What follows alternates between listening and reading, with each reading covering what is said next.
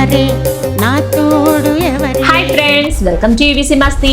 ఆమె పాడితే స్వరం కదలదు, స్వరం ఆడుతుంది. సంగీతం వినిపించదు, సంగీతం జీవిస్తుంది. ఆమె గొంతులో సన్నాయి మోగుతుంది, సామవేదం పలుకుతుంది. వెన్నెల్లో గోదారి అందం నది ఒకే గొంతులో ఇన్ని వందల రూపాయలు పలికించడం అనేది ప్రపంచ సంగీత చరిత్రలోనే చాలా అరుదు. అందుకే భారతీయ చిత్ర పరిశ్రమ ఆమెను దక్షిణ భారత గానకోకిలగా గుండెల్లో పెట్టుకుంది. కానీ 2026 జూలై 11న భారతీయ సినీ సంగీత చరిత్రలో ఎప్పటికీ మర్చిపోలేని ఒక విషాద దినంగా నిలిచిపోయింది. దాదాపు 6 దశాబ్దాలకు పైగా తన మధురమైన గానంతో కోట్లాది మందిని ఒలలాడించిన legendary playback singer S Janaki గారు 88 వయస్సులో ఈ లోకాన్ని విడిచిపెట్టారు. ఒక యుగం ముగిసిపోయింది అనే మాట ప్రతి ఒక్కరి నోట వినిపించింది. అసలు జానకమ్మ గారి చివరి రోజుల్లో ఏం జరిగింది? ఆమె ఆరోగ్యం ఎలా క్షీణించింది? ఒక సాధారణ గ్రామం నుంచి భారతీయ సంగీత శిఖరానికి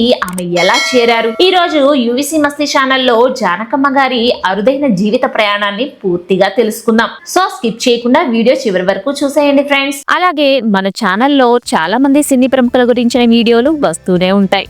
అవన్నీ మిస్ కాకుండా చూడాలంటే మా ఛానల్ ని సబ్స్క్రైబ్ చేసుకొని పక్కనే ఉన్న బెల్ ఐకాన్ కూడా యాక్టివ్ చేసి పెట్టుకోండి ఫ్రెండ్స్. గత కొంతకాలంగా జానకమ్మ గారు వయోభారంతో పాటు శ్వాస సంబంధిత ఆరోగ్య సమస్యలతో బాధపడుతూ ఉన్నారు. ఆరోగ్యం మరింత క్షీణించడంతో కుటుంబ సభ్యులు ఆమెను మైసూర్లోని ఓ ప్రైవేట్ హాస్పిటల్లో చేర్పించి చికిత్స అందించారు. కోట్లాది మంది అభిమానులు ఆమె త్వరగా కోలుకోవాలని ప్రార్థించారు. కానీ చికిత్స సాగుతున్న సమయంలోనే ఆమెకు అకస్మాత్తుగా కార్డియాక్ అరెస్ట్ వచ్చింది.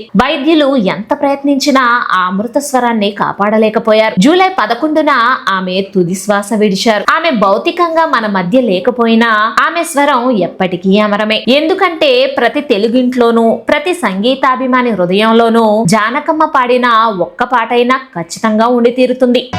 మళ్ళీ మళ్ళీ ఇది రాని రోజు మళ్ళీ జాజి అల్లుకున్న రోజు. మరి ఇంతటి మహోన్నతమైన గాయని ప్రస్థానం ఎక్కడ మొదలైందో తెలుసా? అది తెలుసుకునే ముందు మన ఛానల్ ని సబ్స్క్రైబ్ చేసుకోండి ఫ్రెండ్స్. ఎస్ జానకి గారి పూర్తి పేరు సిస్ల శ్రీరామ్మూర్తి జానకి. ఆమె 1938 ఏప్రిల్ 23న గుంటూరు జిల్లా రేపల్లి తాలూకాలోని పల్లపట్ల గ్రామంలో జన్మించారు. తండ్రి శ్రీరామ్మూర్తి గారు ఉపాధ్యాయుడే కాకుండా ఆయుర్వేద వైద్యుడు కూడా ఆయన. 6 అక్కా చెల్లెళ్లలో జానకి గారు 4వ సంతానం. తండ్రి ఉద్యోగరీత్యా మొదట సిరిసిల్లలో, ఆ తర్వాత రాజమండ్రిలో ఆమె బాల్యం గడిచింది. చిన్నప్పటి నుండే రేడియోల్లో లతా మంగేష్కర్ గారు, పి సుశీల, జిక్కీ గారి పాటలు వస్తే ఒక్కసారి విన్నా చాలు అదే భావంతో మళ్ళీ పాడేసేవారామె. అయితే జానకి గారు జీవితాంతం ఒక మాట చెప్పేవారు, ఈ గాత్రం నా ప్రతిభ కాదు, దేవుడిచ్చిన వరం అని. సంగీతం నేర్చుకోలే, నాకు బైబర్త్ భగవంతుడిచ్చిన గిఫ్ట్. పాట అనేది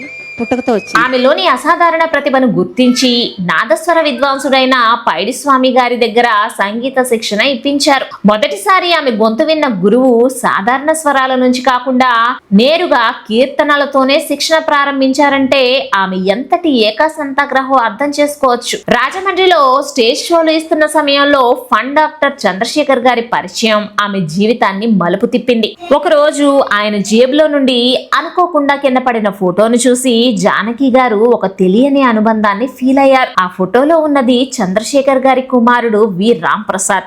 ఆ పరిచయం కాస్త ప్రేమగా మారి పెద్దల అంగీకారంతో ఇద్దరు వివాహం చేసుకున్నారు. జానకి గారి కెరీర్ లో రామ్ ప్రసాద్ గారి పాత్ర ఎంతో విలక్షణమైనది. నువ్వు పాడటానికే పుట్టావు అని ఆమెను నిరంతరం ప్రోత్సహించి మద్రాసు పంపారు. 1957లో తెలుగు చిత్రం ఎమ్మెల్యేలో లెజెండరీ సింగర్ ఘంటసాల గారితో కలిసి పాడిన నీ ఆశ అడి ఆశ పాట జానకమ్మ గారి జీవితాన్నే మార్చేసింది. అక్కడి నుంచి ఆమె ప్రస్థానం వెనక్కి తిరిగి చూసుకోలేదు. జానకి గారి గొంతులో ఉన్న అతిపెద్ద మాయాజాలం ఏంటంటే ఆమె కేవలం సింగర్ మాత్రమే కాదు, అద్భుతమైన వాయిస్ యాక్టర్. ఒక పాటలో హీరోయిన్ ఏడుస్తూ ఉంటే ఆ గొంతులో కన్నీళ్లు వినిపించేవి. ఒక చిన్న పిల్లాడి గొంతు కావాలన్నా, పండు ముసలావిడ గొంతు కావాలన్నా, గోవుళ్ళు తెల్లన పాటలో బాలకృష్ణుడి అమాయకత్వం కావాలన్నా అది ఒక్క జానకమ్మ గారి ద్వారానే సాధ్యం. ఆమె కెరీర్ లో దాదాపు 20 భాషల్లో 50,000కు పైగా పాటలు పాడారు. కన్నడ, మలయాళం, తమిళం, తెలుగు ఇవి మాత్రమే కాకుండా హిందీ, ఒడియా, జపనీస్, జర్మన్ భాషల్లో కూడా పాడారామె. దక్షిణ భారతదేశంలో తొలిసారిగా ఇంగ్లీష్ సాంగ్ పాడిన రికార్డు కూడా ఈమెదే.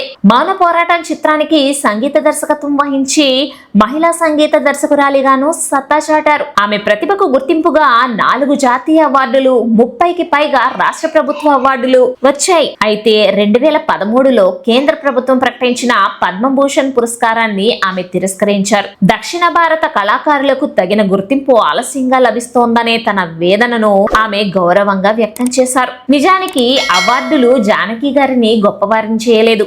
జానకి గారే ఆ అవార్డులకు గౌరవాన్ని తెచ్చారు. కెరీర్ పరంగా ఎన్నో శిఖరాలు చూసిన 1997వ సంవత్సరంలో ఆమెకు సర్వస్వమైన భర్త రామ్ ప్రసాద్ గారు గుండెపోటుతో కన్నుమూయడం జానకమ్మ గారిని తీవ్రంగా కృంగదీసింది. అయినప్పటికీ ఆయన కోరిక మేరకు పాడుతూనే వచ్చారామె.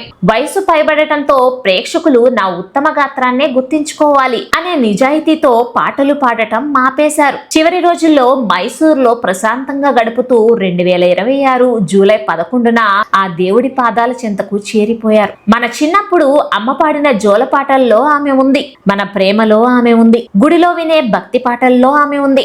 బాధను ఓదార్చే స్వరంలోనూ ఆమె ఉంది. శరీరం మరణించిన ఆమె ఆత్మ ఆ పాటల రూపంలో మన మధ్య బ్రతికే ఉంటుంది. గానకోకిల ఎస్ జానకి గారికి యూబీసీ మస్తీ ఛానల్ తరపున కన్నీటి నివాళులు. ఫ్రెండ్స్, మీ జీవితంలో ఎప్పటికీ మర్చిపోలేని ఎస్ జానకి గారి పాట ఏది? ఆ పాటతో మీకున్న జ్ఞాపకాన్ని కింద కమెంట్స్ లో తప్పకుండా షేర్ చేయండి ఫ్రెండ్స్. ఈ వీడియోను లైక్ చేసి మీ స్నేహితులకు షేర్ చేయండి. సినీ ప్రముఖుల అరుదైన జీవిత విశేషాల కోసం యూబీసీ మస్తీ ఛానల్ ను ఇప్పుడే సబ్స్క్రైబ్ చేసుకోండి friends. Thanks for watching friends. జై హింద్.